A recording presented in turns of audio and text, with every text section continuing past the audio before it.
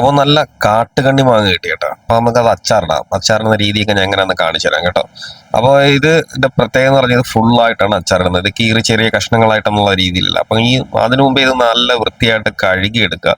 കഴുകിയെടുത്തതിന് ശേഷം നല്ല ഉണങ്ങിയ കോട്ടൺ എടുത്ത്, നല്ല വൃത്തിയുള്ള കോട്ടൺ ആയിരിക്കണം എടുത്ത്, അത് നല്ലപോലെ അതിന്റെ വെള്ളകറുപ്പം തുടച്ചു മാറ്റുക.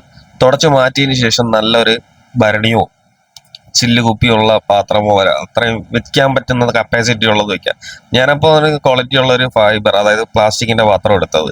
അപ്പൊ അതിനകത്ത് നമ്മൾ ഉപ്പിടും. അങ്ങനെ അത് കാന്താരിമുളക്, അപ്പൊ കാന്താരിമുളക് ഉണങ്ങിയതല്ല, കഴുകിപ്പോ നനഞ്ഞു. അപ്പൊ അത് ഞാൻ ചട്ടിയിലിട്ട് ചൂടാക്കി എടുത്തത്. അപ്പൊ മാങ്ങയുടെ ഞെട്ടതാ ഇത്രയും മുകളിൽ വെച്ച് കട്ട് ചെയ്തിട്ടാണ് എടുത്തത്. അതായത് എന്തിനെന്ന് വെച്ചാൽ ഈ മാങ്ങയുടെ നീരും ഈ പറയുന്ന ഉപ്പും കൂടെ ചേർന്നാണ് ഈ ഒരു മാങ്ങ പരുവമായി കിട്ടുന്നത്.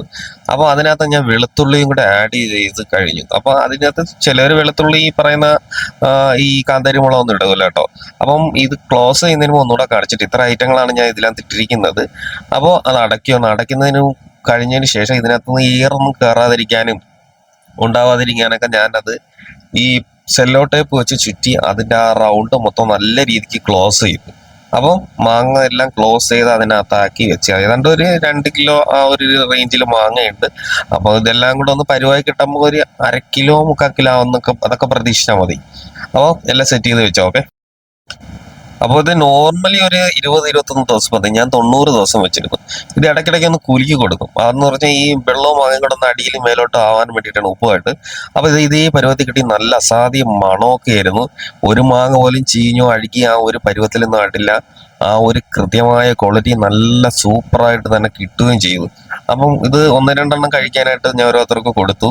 അപ്പോ വെള്ളം വേറെ, മാങ്ങ അതിൽ കിട്ടിയിരുന്ന ഇൻഗ്രീഡിയൻസ് ഒക്കെ വേറെ അരിച്ചെടുത്തിട്ടുണ്ട്. പറയുമ്പോൾ തന്നെ വായിൽ വെള്ളം വരുന്നുണ്ട്. അപ്പം അത് കഴിഞ്ഞിട്ട് ഇതിനകത്ത് പാൻ വെച്ചിട്ട് കുറച്ച് പരിപാടി, ഇതിനകത്ത് കുറച്ച് കാര്യങ്ങളൊക്കെ ചേർക്കാനുണ്ട്. അപ്പൊ അതിനകത്തെന്ന് പറഞ്ഞു കഴിഞ്ഞാൽ നമ്മൾ ഈ കടുക് കുറച്ച് അധികം എടുക്കും. ഒരു 2 കിലോ മാങ്ങയ്ക്കകത്ത് ഞാൻ ഒരു 50 ഗ്രാമോളം കടുക് എടുത്തിട്ടുണ്ട്. അത്രയ്ക്കൊന്നും വേണ്ട, അതിൽ കുറച്ച് ആ ലെവല് മതി. പിന്നെ നമുക്ക് ഉലുവയാണ് എടുത്തിട്ടുള്ളത്. ഉലുവയും കൂടെ ചെന്ന് തണുക്കാൻ വെക്കുക.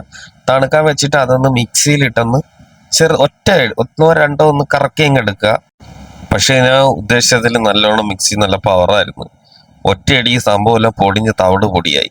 അപ്പൊ അതെന്തായാലും മാറ്റി വെച്ചു. അതിനുശേഷം പാൻ വെച്ചതിന് ശേഷം ഒന്നും കൂടി നമ്മൾ ആ ഒരു മസാല പൊടി ഉണ്ട്. അപ്പൊ അതായത് നമ്മുടെ നോർമൽ മുളക് പൊടി, പിന്നെ കാശ്മീരി മുളക് പൊടി, നോർമൽ മുളക് പൊടി ഇടുന്നതിനെക്കാട്ടിയും ഇരട്ടി ഇട്ടിട്ടുണ്ട്. അതായത് 1 സ്പൂണ് 2 സ്പൂൺ എന്ന രീതിയിൽ. അത് കഴിഞ്ഞിട്ട് കായമാണ് ഇട്ടേക്കുക. കായം ഒരു മീഡിയം സ്പൂണിന് 2 സ്പൂണ് കായപ്പൊടി ഇട്ട് ചേർത്തു.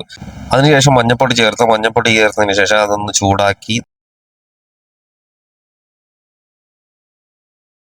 അതിനകത്തുനിന്ന് അത് മാറ്റി വെച്ചതിന് ശേഷം ആ പാനിൽ തന്നെ നമ്മൾ നല്ലെണ്ണ ഒഴിക്കുക. നല്ലെണ്ണ ഒന്ന് തിളക്കെണ്ണ ചൂടായി വന്നാൽ മതി. ചൂടായി വന്നതിന് ശേഷം അതിനകത്ത് നമ്മൾ എടുത്തു വെച്ചിരിക്കുന്ന മാങ്ങ, അതിൽ നമ്മൾ മുളക് പൊടിയും മഞ്ഞപ്പൊടിയും കായപ്പൊടിയും ചേർത്ത് ഇളക്കുക. ഇളക്കിയതിന് ശേഷം നമ്മൾ ആ തവിട് പൊടിയാക്കി വെച്ചിരിക്കുന്ന നമ്മുടെ കടുകും ഉലുവയും കൂടെ ഇട്ട് യോജിപ്പിച്ച് ഇളക്കുക. അതായത് നമുക്കൊന്ന് ചെറുതായിട്ടാവുന്ന കറങ്ങി ക്രഷ് ചെയ്ത് കിട്ടിയാൽ മാത്രം മതി ഈ പറയുന്ന കടുകും ഉലുവയും. അപ്പൊ അത് കഴിഞ്ഞതിന് ശേഷം നമ്മുടെ ആ മാങ്ങയുടെ നീരായിട്ടുള്ള ആ വെള്ളം മാറ്റി വെച്ചിട്ട് നേരത്തെ വെള്ളം അതങ്ങോട്ട് ഒഴിച്ച് അതൊന്ന് റെഡിയാക്കി വെക്കുക. അതിനുശേഷം നമ്മുടെ നല്ലെണ്ണ ചൂടാക്കി മാറ്റി വെച്ച് അതിലോട്ട് ചേർത്ത് അടച്ചു വെക്കുക. അപ്പം നമ്മുടെ സ്വാദിഷ്ടമായ കണ്ണിമാങ്ങ അച്ചാർ റെഡി.